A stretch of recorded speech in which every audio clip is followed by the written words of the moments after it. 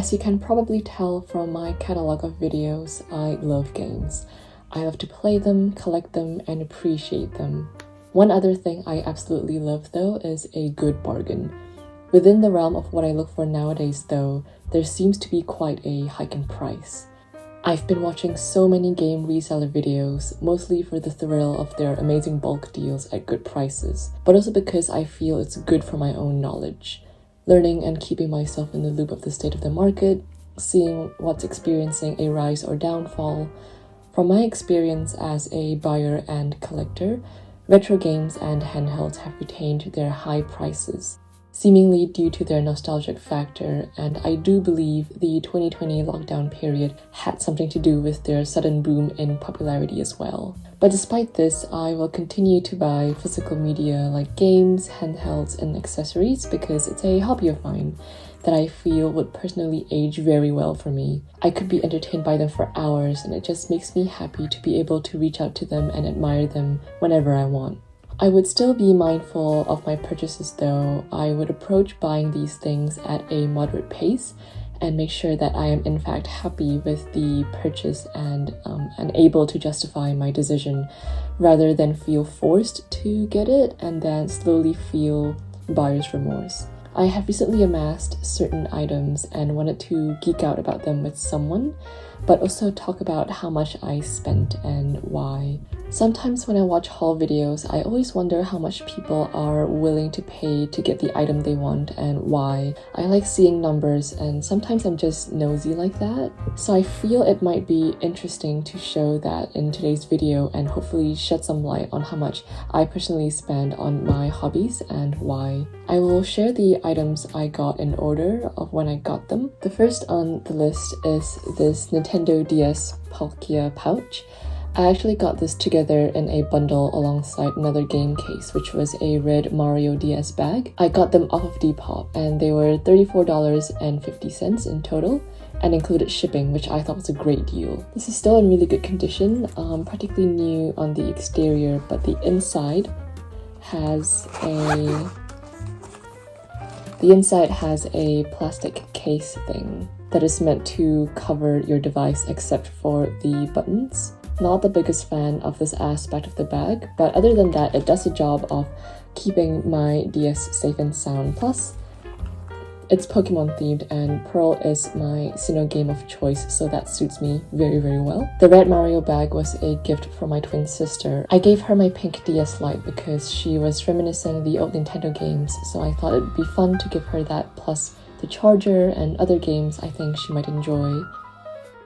She's very practical with her storage, so I made sure everything could fit in that Mario bag. These were fun purchases. I like getting gifts for people, and a bonus was that I got something out of this bundle too. In this case though, I would mark this purchase at $17.25, seeing as the other half was a gift. The next on the list is actually two things because I got these together from the same seller, and they are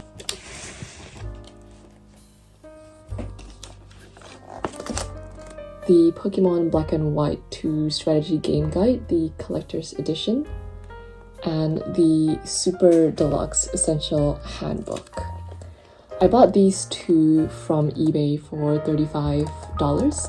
There's no shipping because the seller lives locally, so I was able to meet them and pick these up. I feel like for the strategy guide alone, this was worth the $35. It's the collector's edition no less. It's in beautiful quality. It didn't come with a pre-poster, but I do not mind that at all. I have been meaning to get a game guide for a game I wanted to replay. I've been watching Nostalgic Nighthawk's videos, and I love the game guides he pulls out for each of the games he has. It's so cozy, and I don't know, the idea of using traditional media to help you through your journey sounds so appealing to me, and brings me back to my childhood days where I would scour the guides for tips and advice on how to progress the game. I can see it being more satisfying to find answers through a book rather than using the internet. I owned the Fire Red Leaf Green guide as a kid, but I don't have that anymore, sadly. So I mainly had my eye on this Pokemon guide or the Gen 2 Prima guide, but there was another tiny trivial reason I wanted these guides. I wanted a Pokemon book that references shiny Pokemon, and this has that. If you open this to a specific page, you will see that they mentioned shiny Pokemon and even has a picture of a shiny. I just feel so giddy when shiny Pokemon makes an appearance in official Pokemon products. It's just very special to me. The Gen 2 guide also mentions shiny Pokemon as different colored Pokemon and even has a page dedicated to it, which is why I wanted it. But they are kind of expensive, seeing as it's older and people still love the older Gen 2 games. So not really keeping my hopes up for that. For now, I am definitely content with this awesome book. Unova is also one of my favorite regions, so I am very glad to have this in my collection. The deluxe handbook is only in my possession because it comes as a bundle with the strategy guide, but I don't mind it. I view this practically as a free gift. I flicked through the pages of this book and it's fascinating to see how each Pokemon are illustrated. I figured it might be fun to look through the pages from time to time and maybe gain inspiration for a new video or shiny hunting challenges. As you can see, I tabbed the pages for each alphabet, so it's easier for me to get to when needed. It's surprising how little Pokemon start with the letters Q. It's only just Quagsire, Quilava, Quilladin, and Quagsire. So it's just these 4 Pokemon that start with the letter Q. I think that's really interesting. The next thing I got is this Game Boy pouch. It's still in the packaging. I got this off of eBay for a total of $10. This was free shipping as well. I was initially very hesitant on purchasing this because I thought it was just too good to be true. I mean, yeah, these Game Boy pouches aren't super uncommon.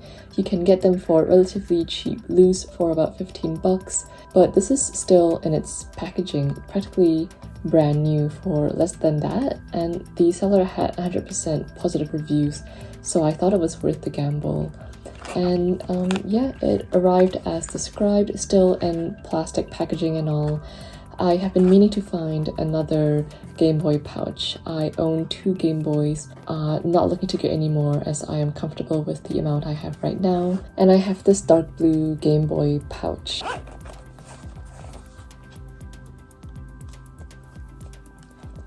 Which houses my childhood Game Boy. This one that I have that is shell swapped doesn't have a protection of its own, so I told myself if I can find a pouch for super cheap, then that is when I'll jump on it. And what do you know, this came up, so I grabbed it, and I'm very glad that I did. But let's go ahead and open this so that we can experience the unpackaging together.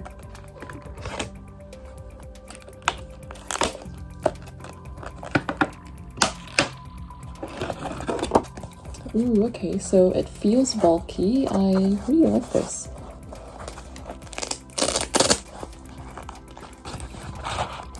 So it comes with a wrist strap inside. It smells brand new. It smells like a car. Okay, so let's try and put on my Game Boys here.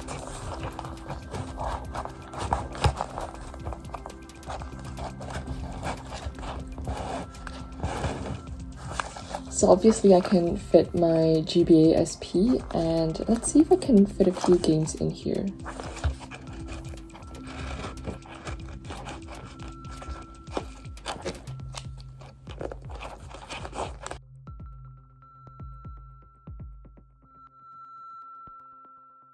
Okay, so it seems like you can only comfortably fit 1 game in here.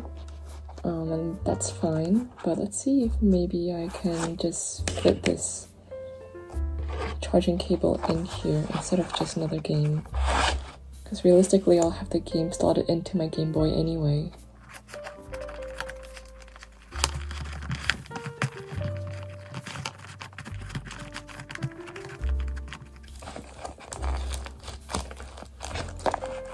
Well, it's really compact and it's pretty tight in there, I guess, but it fits everything perfectly, I reckon. But yeah, I can't wait to bring this around for my travels.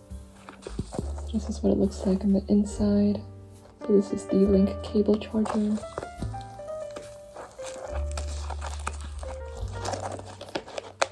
And it's got like a strap here so that you could strap it around your belt, I guess. Yeah. Or you could just put this in your backpack, safe and sound. So now I've got 2 of these, which is really exciting. I might maybe put a keychain here as well. I think that might be really cute and match my Misty one. You know how earlier I said I gave my sister my pink DS Lite? Well, that is the reason for this purchase.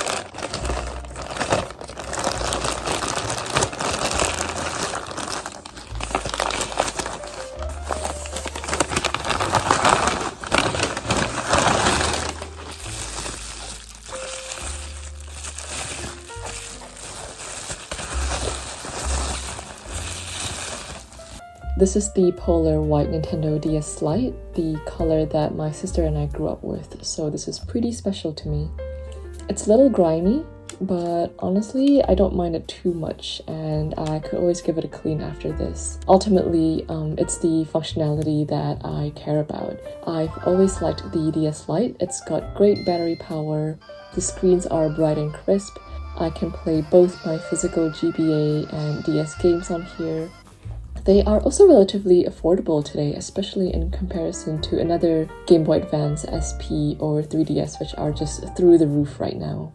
It's a no-brainer to me that this is an important piece to my collection, seeing as I shiny hunt in the older Pokemon games a lot. For example, this would be super handy for shiny hunting in Pokemon Emerald. The broken RNG in Emerald affects my shiny hunting process, so I would need a device that can accommodate that by having long battery life, which can withstand long gameplay. I need a nice clear screen that will make sure I don't miss out or fail shiny encounters.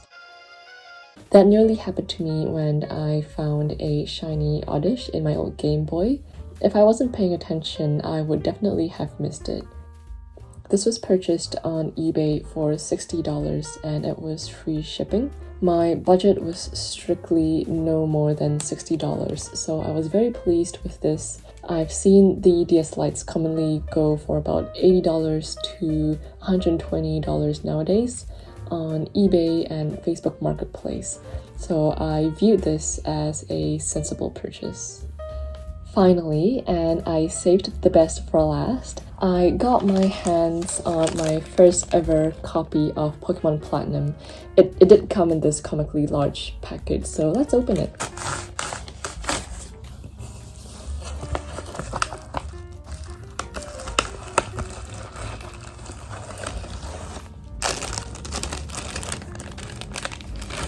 This is my second physical copy of the Sinnoh games.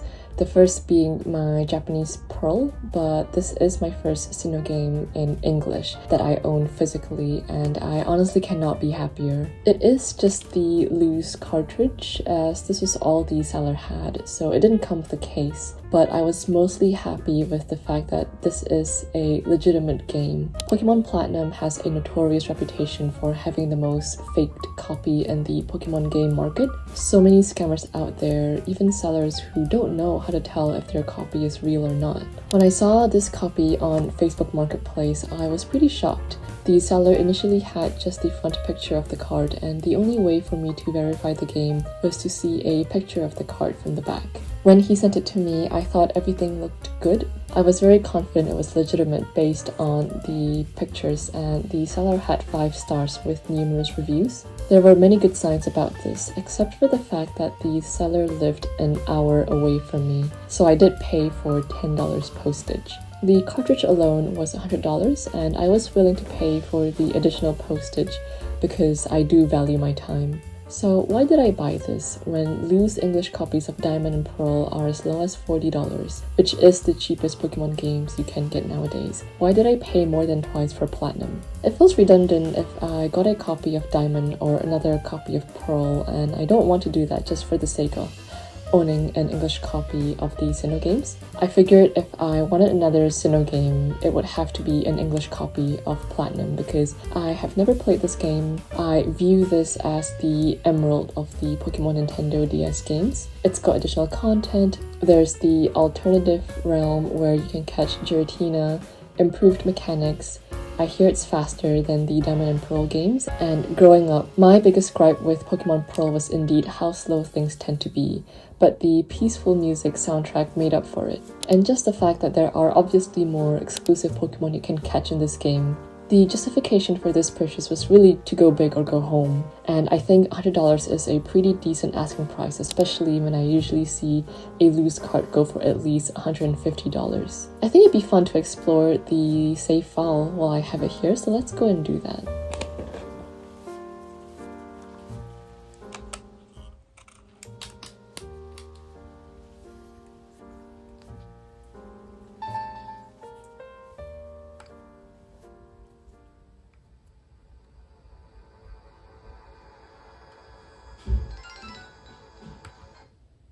That's really cool. I've certainly never seen the Platinum startup in person before, so that's very, very neat to see. Okay, so the player's name is Sam. They've got 125 hours and 53 minutes, and they have collected all the badges, all 8 badges, and 419 Pokemon in the Pokédex. That's very... Is that close to completion? Maybe it is close to completion. Okay.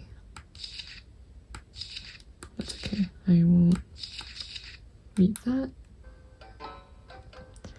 Okay, so Sam was last in Eterna City. Let's see what Sam's team looks like.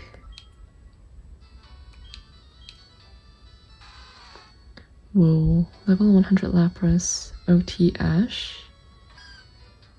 an Igglybuff with an EXP share that belongs to Sam. Star, the Staraptor, Lickitung, Persian, Magnemite, and a Master Ball. Interesting. Let's go into the PC.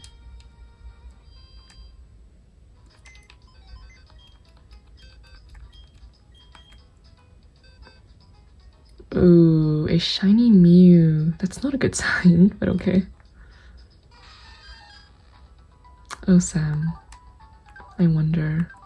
Value and works? I really don't think that's legit. Chikorita. Corphish and a Master Ball. Cyndaquil. Shiny Typhlosion and a Master Ball. A Hoot and a Master Ball. Another Noctowl and a Master Ball. Ladybug. Ariados and a Master Ball. Crobat. Pichu. Cleffa, Igglybuff. Okay. Oh, I see. They're trying to complete the Pokédex, alright. Okay, I don't think there's anything else. That's not shiny, is it?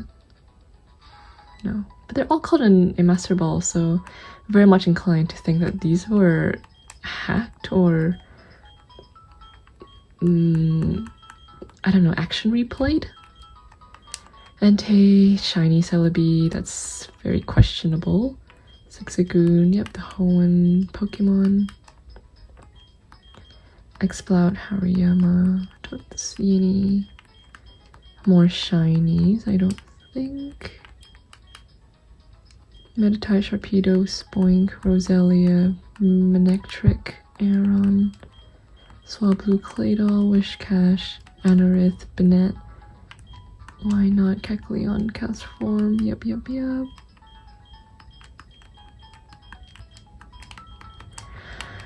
Originally, I kind of didn't want to restart the game because I thought this was a good way for me to get extra resources for my main badge quest file, which is my Japanese copy of Pokemon Pearl.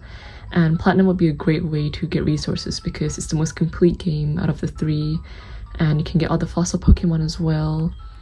But I don't know, like the fact that all these questionable Pokemon are in here makes me more inclined to actually restart the game and make it my own. But I don't know, it feels like such a waste because all these Pokemon are here And if I wanted to complete the Pokédex, I guess I could always just come back here. I guess I could make sure that anything that I need to complete. Okay, so these are all shiny. Yep, cool. Okay. Okay, yeah, no, as I was saying, I could always just complete my Pokemon Pearl save file first, just complete it as content as I want it to be, and then once I'm happy with that and I don't need any more help from Platinum, that's when I'll restart. And who knows, maybe do a batch quest of my own on Platinum. That might be interesting because I've never played this game before, and it'll be a good way for me to experience it for the first time, especially in English as well. I think I might do that actually. That sounds really fun. Okay, so I mean, a lot of shiny Pokemon so far, but the legitimacy is definitely very questionable there.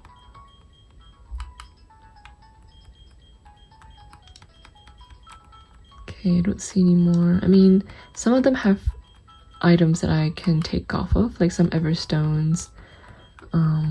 What else? I don't think I saw anything else. Oh, a lucky egg. That would be very handy. Shiny Mewtwo. Got it. What else do we have? A Spear Berry, sure, I guess. Cyndaquil, Corphish, Chikorita. Oh, no, we're back in the first box. Let's look at the bag. So quite a few max repels, a lot of the different stones, which again will be useful for my main badge quest game. Nuggets, star pieces. Yeah, or maybe Sam just did a lot of underground hunting. That could be it as well. But this will all be very useful, so that's good. It's good to have this startup of resources for my main game. Oh, okay. Never mind. I take the whole underground thing back. Definitely action replay here. Yeah, okay. I mean, again, I guess. Oh god. I guess I've got an abundance of resources here in terms of Pokeballs. Like luxury balls I could definitely do with. I guess Master Balls as well. But yeah, I guess once I'm done with my main... Oh god. But then again, I don't know. Yeah, now think about it. I don't like the idea of using action replay. I love the idea of grinding for things on my own, so maybe I'll just take like 1 or 2 Master Balls. And then just switch off from there, but that's good to see still. Okay, so Sam's adventure started on the 15th of May 2009. Let's look at Sam's Hall of Fame debut, shall we? Okay, of course.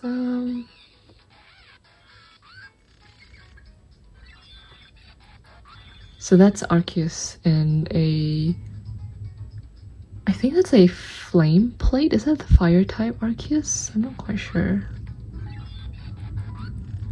Okay, so that's just it. Okay.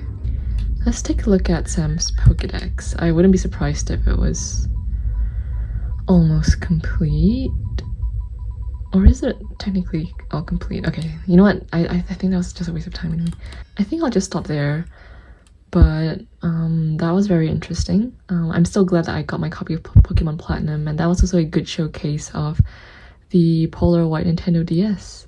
I guess that worked really well. There are some marks here. It's a bit dirty, but yeah, as I said, I will definitely clean it sometime soon and make it look as brand new as I can make it to be.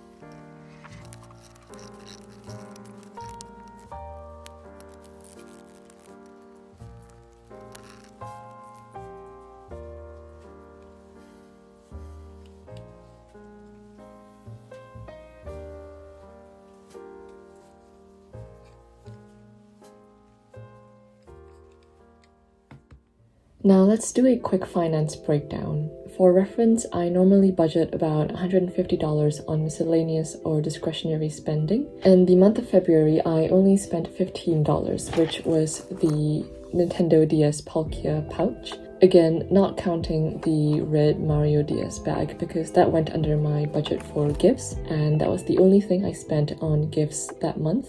So far, I've not overspent on gifts when it comes to budgeting. In March, I spent $45. This was from the 2 Pokemon books that I got off of eBay, which were $35, and the Game Boy pouch, which was $10. Again, not very significant in terms of how much I usually budget on discretionary spendings per month. In May though, I spent $170. This was from the $60 spent on the white Nintendo DS Lite and $110 from the Pokemon Platinum cartridge. However, keep in mind that April was skipped. It's possible that during that month there just wasn't anything within my vicinity that I found interesting, because I do love to check out Facebook Marketplace from time to time for a good bargain, but because a month was skipped, I justified a bigger splurge in the following month, so in a way it kinda evens out. All in all, I spent $230 from February to May solely on my gaming hobby, which I'm actually very surprised by in a good way. I love all my purchases and I don't feel any regret getting them. I personally don't feel like I've overspent on anything. All these items were either at a reasonable price or were way under market value. So these are my recent gaming pickups and how much I spent on them. I believe financial transparency surrounding our hobbies doesn't get talked about very much, and I feel it's an important topic to think about. Thank you for watching my video. I'll see you next time.